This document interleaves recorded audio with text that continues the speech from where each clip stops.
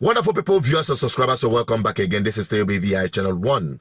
I remember some time ago, I had a guest live on the program who connected to our program live from an Ethiopian prison.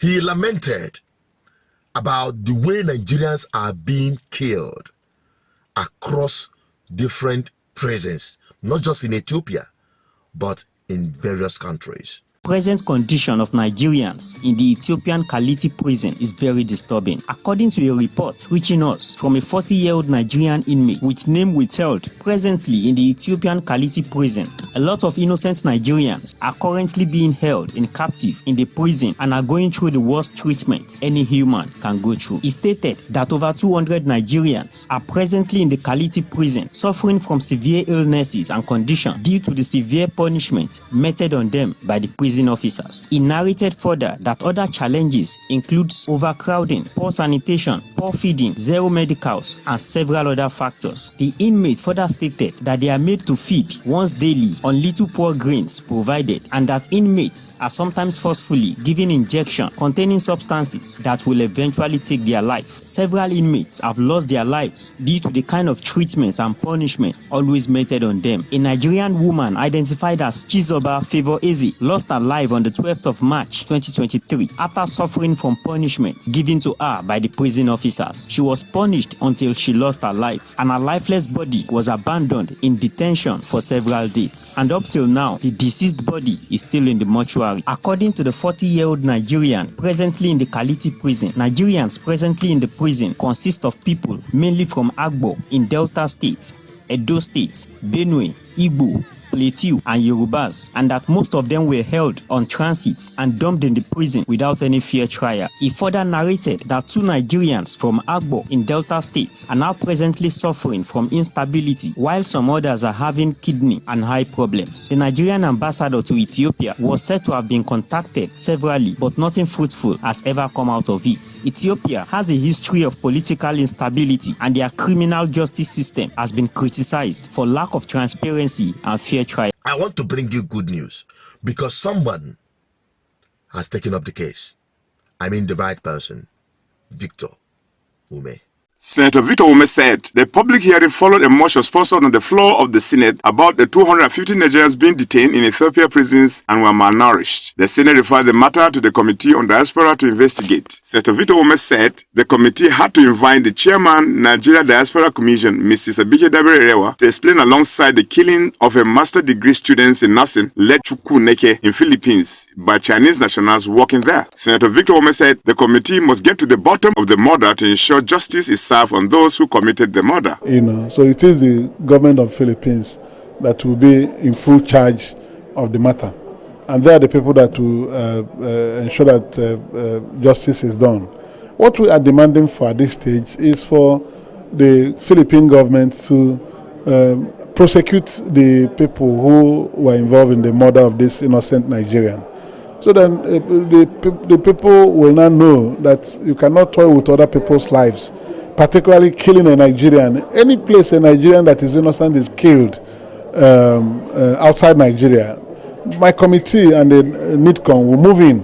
We won't tolerate that, except those who run foul of the law. Explaining before the committee, the chairman NIDCOM, Mrs. Abike Dabere-Rewa, said her commission has been on top of the matter and that the elder sister of the murdered student, Mrs. Blessing Essien, and leaders of students' unions of Commonwealth Students Association Country's representative, Mr. Owebe Chidubem, and the President National Association of Nigerian Students in Diaspora, Comrade Prince John Oga Esquire, also appeared before the committee to explain how it happened. Mrs. Abike Dabere-Rewa said she wants the Senate to find a way out on how the matter can be addressed. And these are very serious cases.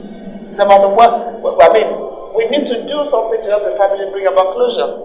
Mr. Chairman, we keep making those demands on you, and we look forward to you being able to make this happen. So that is the situation now. The morgue is very expensive, where it's been kept there, but the Philippine ambassador is going to be summoned by the minister. We are seeing him too. And we're demanding that this case cannot be swept under the carpet. But in fairness to the Philippine authorities, they are cooperating. So that is the situation. And I again accept our condolence on the death of Emmanuel, but we'll work with you for closure for the family. And closure means knowing that whoever did this to him is not working about failing. Cross-examining the leaders of the students' unions, they have this to say. What the chairman NIDCOM reported, that's the much we also know. And what we are soliciting for, in the petition we rendered to the Senate, we had solicited support. Aside getting justice for my only brother, we also solicit that the federal government will assist in bringing his remains back. There should be also support, and consular services to made readily available for Nigerian students in diaspora. We've come to raise our voice to say there should be justice for Chukwu Bikem. And since then, we have been in constant touch with the chapter in Philippines, the Nigerian embassy, especially the consular, and they have been doing their best, including the Nigerian community in Sibiu, where the incident took place. They are the ones that paid for the deposit of his remains in the mortuary, did some other payments to enable the hospital authorities to accept his body for safekeeping. Senator Victor Umeh said the committee will ensure the Philippines ambassador is invited within 1 week. Good. Now, Victor Umeh is the committee chairman in the Senate for Diaspora Affairs of Nigeria. And I am not surprised to see him take this bold step, because every time you hear Nigerians are being killed, Nigerians are being harassed, Nigerians are being dealt with, you can understand, take it or leave it. Majority of these Nigerians are from the southeast. I'm not saying it in vernacular so that you will understand what I'm saying. And there is no better voice from the southeast to condemn these acts. Over the years, this has been happening. Nobody has spoken up. Nobody has done anything. But now things are being done. I can tell you, the biggest travelers in this country are the southeasterners. You can argue with your ancestors. That is the truth. There is nowhere in the world you will go to, you will not see an Igbo man. And not just a minor, in their numbers. And many times where there is, I'm not saying there are no victims from other places, but majority of them come from the southeast. Now, I'm saying this because I'm not an ethnic bigot. No, I'm saying it because the truth of the matter is that my people don't realize the importance of having the right person in a position of authority. And I am not here to praising Victor Umeh. No, I am here to remind my people, to start with, and Nigerians in general, that you have someone that is a voice for the voiceless when it comes to things like this. Victor Umeh in the city, because I know he's one of the biggest voice for the southeast, not even for Anambra Central where he's representing. No, he speaks for all. And so I'll tell my people, this is a good news. Anytime you have problem, if you cannot reach Victor Umeh, bring it to me. I will harass him with the problem of our people across the world, because many of our people are languishing in prison. I will harass him myself personally for your problem. So whenever we say get the right people in authority, my brother, you may be shooting yourself in the leg if you are going against it. That is the truth. So to our people, especially from the southeast and Nigerians as a whole, if you have any problem that this diaspora, whatever that has been that have been epicized, let me just put it that way, this partisan diaspora commission, whatever their name, Debray Abika or whatever they call her, they have been sitting on the cases of so many Nigerians. Are we talking about those who could not renew their passports? Are we talking about those where Nigerians in diasporas are being treated anyhow because they know that their government cannot do anything? Because nobody is speaking up for them. You now have a voice. Every Nigerian.